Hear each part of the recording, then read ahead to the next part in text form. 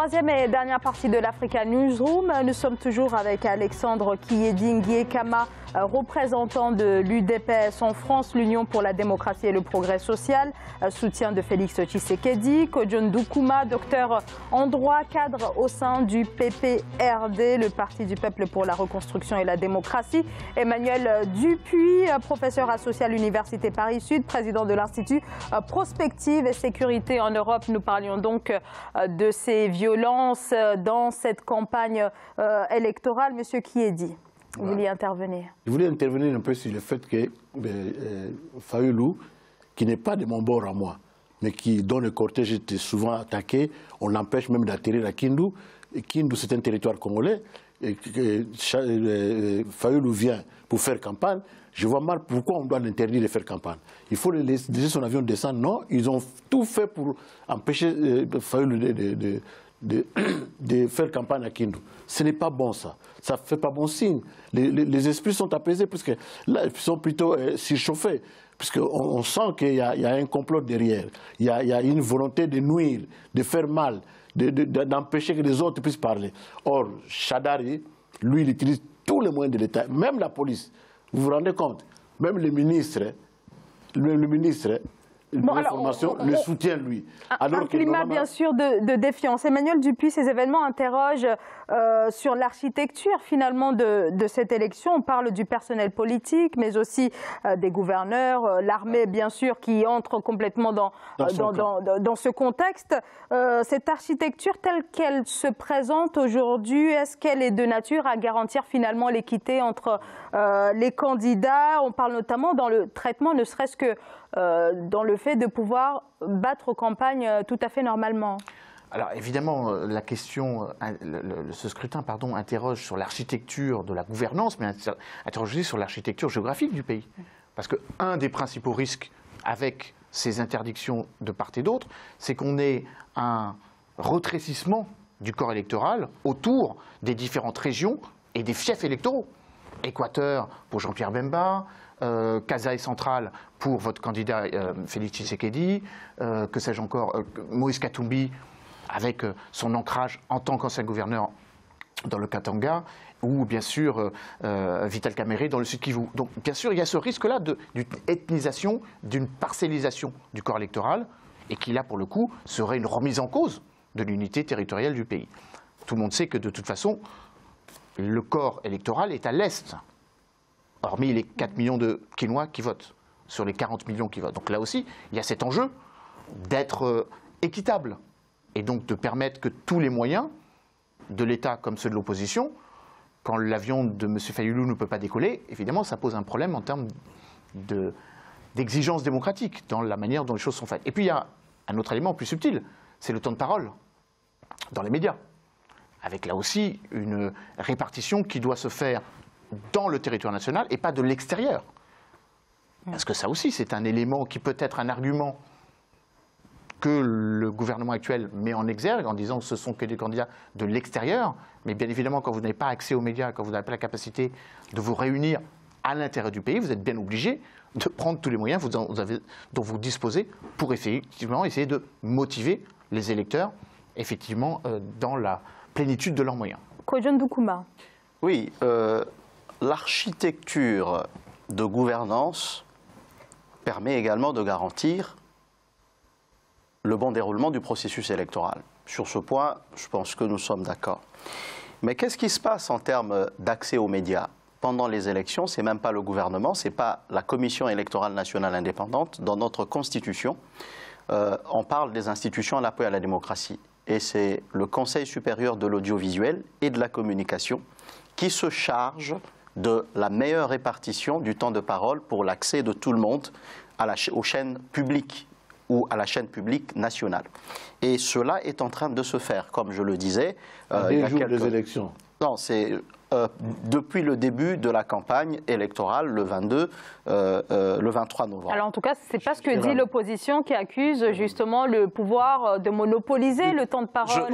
Je reviens de Kinshasa il n'y a pas plus d'une semaine où justement j'ai dû enregistrer pour le compte de notre candidat du FCC, c'est 90 minutes réglementaires, administrés, régulés par le CESAC. Mais le discours ethniciste et régionaliste dont vous parlez, ça ne vient pas de nous. Nous avons un discours nationaliste. Et là, je vous regarde, monsieur Kiyedi. Mais pourquoi alors empêcher de descendre à Kindu,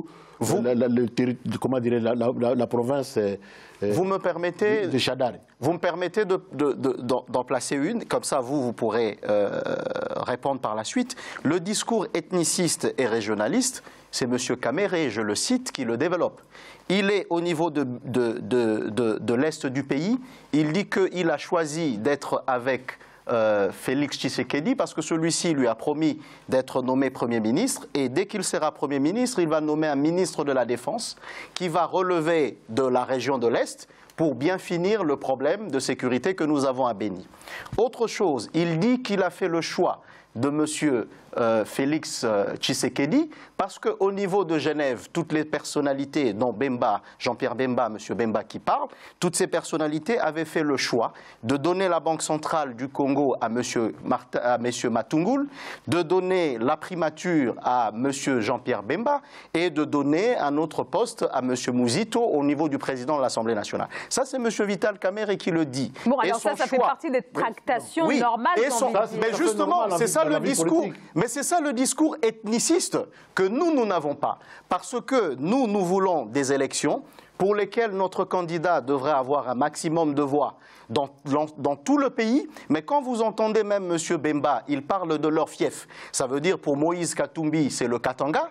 Pour lui, c'est l'Équateur. Donc le nord du pays. Mais pour M. Chadari également, chaque candidat a son fief.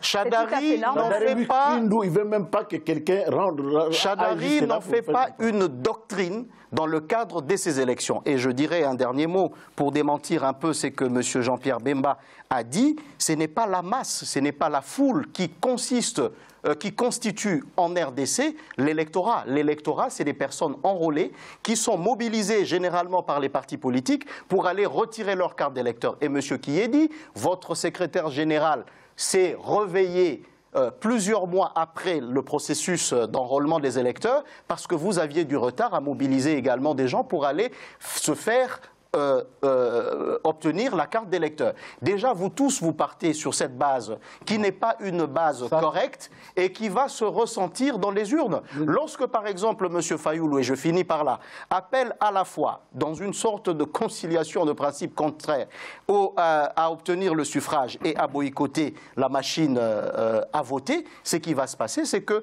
le taux d'abstention ne va pas profiter, le taux d'abstention qui va en découler va plutôt gréver ces électeurs qui vont le suivre dans ce mot d'ordre plutôt que les nôtres. Donc vous êtes vous-même en train de creuser le trou dans lequel vous allez tomber.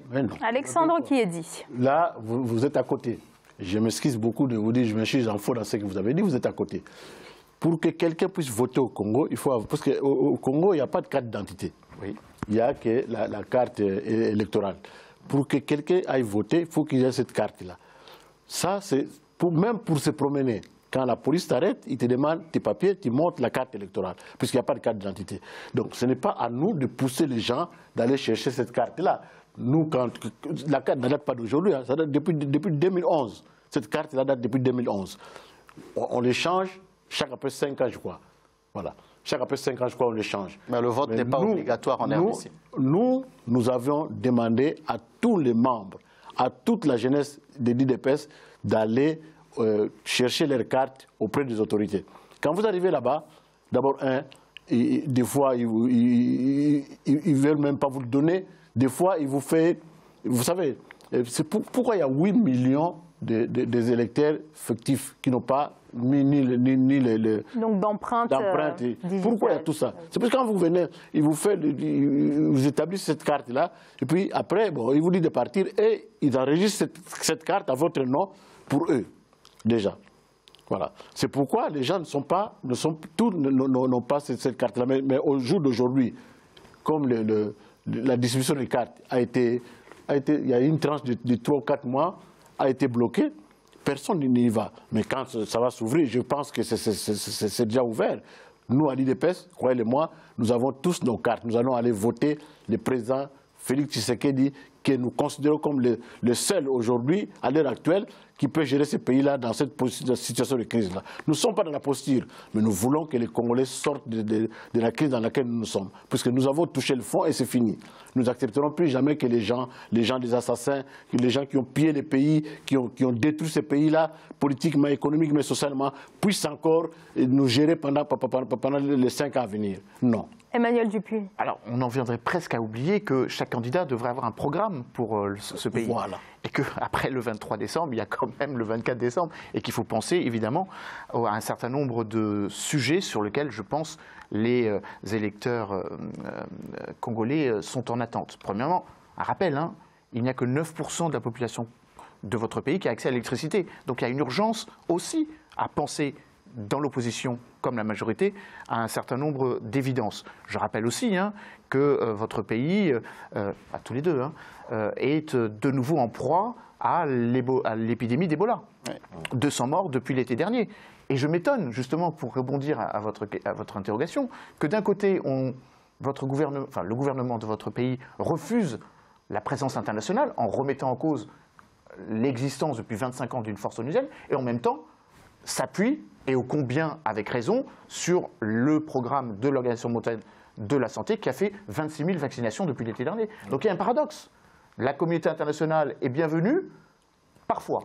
Et dernier point, Zahra. Alors justement, ça avait été précisé il y a quelques mois quand le gouvernement a dit rejeter l'aide internationale dans le processus électoral. Le gouvernement a quand même précisé, sauf pour ce qui relève de l'humanitaire. Oui, mais voilà, c'était et sur le sécuritaire aussi, précision. Quand même, malgré tout. Parce qu'il y a quand même un certain nombre de milices, un certain nombre d'organisations qualifiées comme terroristes par l'ONU, le mouvement M23, oui. Les forces démocratiques alliées, avec là aussi des ingérences, c'est un petit peu compliqué, des ingérences d'acteurs exogènes ou d'acteurs du voisinage. Mais je crois que là, effectivement, il y a une justification. Et de ce point de vue-là, le vote devra aussi tenir compte de cette question sécuritaire. Et si vous me permettez, Zahra, je ne connais pas de scrutin qui n'ait pas été organisé, de scrutin dans lequel cette question et cette interrogation de la sécurité la sécurité sanitaire d'un côté et la sécurité tout court, sans l'aide de la communauté internationale. En Afghanistan, le scrutin n'aurait pas pu se tenir s'il n'y avait pas eu le soutien des Nations Unies, un petit peu comme en Irak ou ailleurs. Donc je trouve étonnant que d'un côté on dise oui, de l'autre côté, mais de l'autre on ne veuille pas assumer. Oui, je voudrais rappeler à M.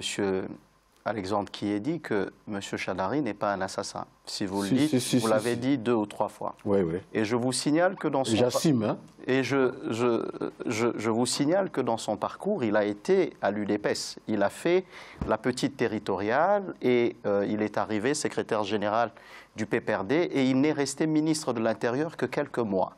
Donc ça, c'est déjà bon pour que les gens sachent qu'il n'est pas sur le registre de meurtrier. Bon, bien sûr, il y a eu les sanctions européennes contre lui, chose que le gouvernement congolais continue toujours à déclarer injuste. Et nous pensons qu'avec la dernière reconduction de ces sanctions, il y a une clause de rendez-vous et qu'une normalisation est possible, comme nous l'espérons, dans le cas où il sera élu président de la République. Mais pour ce qui concerne le cas Ebola, justement, je l'ai dit en passant, lorsque Mme Zerougui dit que maintenant que nous sommes tout plongés dans les élections, il y a des questions d'ordre sécuritaire. Ça veut dire les groupes armés dont certains avaient été confinés quelque part, suite à la pression militaire, sont aujourd'hui en train de gagner du terrain. Au niveau de l'est du pays, à Goma, on a signalé qu'il y a 300 personnes qui avaient été en contact direct avec des personnes qui étaient infectées du virus Ebola, mais la stratégie de confinement qui marche avec la police, justement, pour éviter qu'il y ait des migrations et on met des zones en quarantaine, cette stratégie ou cette politique a un peu eu des problèmes qui ont fait que dans cette zone, 300 personnes sont encore en train d'être recherchées comme si elles pouvaient être vecteurs de maladies. Mais pour ce qui concerne le programme, nous avons un programme. Nous en avions eu en 2006 le programme de 5 chantiers qui nous a permis de construire 23 000 km de routes. En 2011, nous avions un programme, la révolution de la modernité, qui a permis de faire quand même plusieurs écoles, plusieurs centres hospitaliers. Et maintenant, nous venons démocratiquement demander un suffrage à la population pour 5 autres années, sur 4 axes. J'en citerai 2. Le renforcement de l'autorité de l'État, une économie diversifiée et compétitive, et troisième axe, la lutte contre la pauvreté. Il appartient à la population. Donc ça reste quand même des généralités, ça reste exactement la même chose je que ne dans Je ne sais pas programme. rentrer dedans vu le format de l'émission, mais je dis que nous avons un programme et nous avons des acquis que nous voulons consolider aujourd'hui. Quitte à ce que nous qui prenons le pari de la dignité de l'homme. Mais vous êtes déjà là depuis 17 ans, vous n'avez rien fait. C'est la population qui va nous sanctionner. Bon, en tout cas, moi, je fais partie de la population. Je vous dis par rapport à moi que vous n'avez rien fait. Vous avez qu'un bilan à défendre. Et ce bilan-là est catastrophique. Ça se voit. Tout le monde le voit. Ceux qui sont partis au Congo, même toi-même, en parlant, tu as dit que la pauvreté a atteint un niveau inqualifiable au Congo. C'est vous qui l'avez dit. Alors, en tout cas, en ce qui concerne les programmes, on a réalisé une émission sur ce même plateau il y a quelques semaines et je renvoie bien sûr les téléspectateurs à cette émission. On a très largement discuté des différents programmes, que ce soit ceux du pouvoir ou bien de l'opposition. Emmanuel Dupuy, vous voulez intervenir? Oui, pour rappeler quand même que ce qui se joue en RDC n'impacte pas seulement le pays ou la sous-région ou le caractère, enfin l'ensemble du continent africain, mais impacte aussi sur les alliances que la RDC avait nouées de manière plus structurée avec un certain nombre de pays, je pense notamment aux États-Unis par le passé, et les nouvelles alliances qui sont en train de se jouer. Et il est assez symbolique de voir que comme les États-Unis mettent la pression pour que ces élections aient lieu en temps et en heure, avec le calendrier, je rappelle la résolution 2348, qui en 2016 précise un calendrier des élections justes, transparentes et des moyens afférents, que l'actuelle présidence de RDC s'aventure beaucoup du côté de la Russie. D'ailleurs, le Parlement a voté récemment un accord de défense avec la RDC qui a beaucoup étonné. Pourquoi maintenant? Et donc on voit bien qu'il y a sans doute là aussi une volonté de s'émanciper d'une trop forte conditionnalité que mettent un certain nombre de pays par rapport à la tenue de ces élections. Alors peut-être, parce qu'on arrive au terme de cette émission, alors, et en ce qui concerne peut-être aussi l'UDPS, je vous laisse la parole dans un instant. Un jeune homme de 17 ans, militant de l'UDPS, aurait été tué ce matin par un policier qui aurait ouvert le feu sur lui. Le corps, par la suite, aurait été conduit. Alors, est-ce que vous avez plus de renseignements sur ça? Parce que apparemment, ça serait arrivé ce matin. Ces policiers-là, ces soldats-là, ne font que ça. Moi, ça ne m'étonnerait pas. Il ne fait que tuer les Congolais. Ce n'est pas seulement un jeune homme de l'UDPS, mais ils ont tué un Congolais. C'est ça ce qui choque un peu. Un Congolais qui était dans la rue, qui ne manifestait même pas, qui suivait les cortèges. On l'abat. Pourquoi? Pour quelle raison? Et vous, du côté du PPRD, est-ce que ce décès a été confirmé? Donc, il serait intervenu ce matin? Je ne suis pas informé de cela, mais par principe, lorsque, par exemple, il y a eu la mort de Rossi Chimanga, son meurtrier a été arrêté. Et il a été... C'est qui son meurtrier? Tu peux me donner le nom de Je n'ai pas retenu... C'est une dame, une policière, une femme qui l'a abattue. Cette femme-là... En tout cas, on n'a pas de confirmation sur l'identité, bien sûr, de... Mais il y a un aspect important sur la géostratégie de la RDC qui fait partie du 4e axe du programme du FCC. Je vais parler de l'accord de coopération avec la Russie. C'est passé au Parlement. C'est qui est tout à fait, dans un État souverain et démocratique, une orientation qui est prise.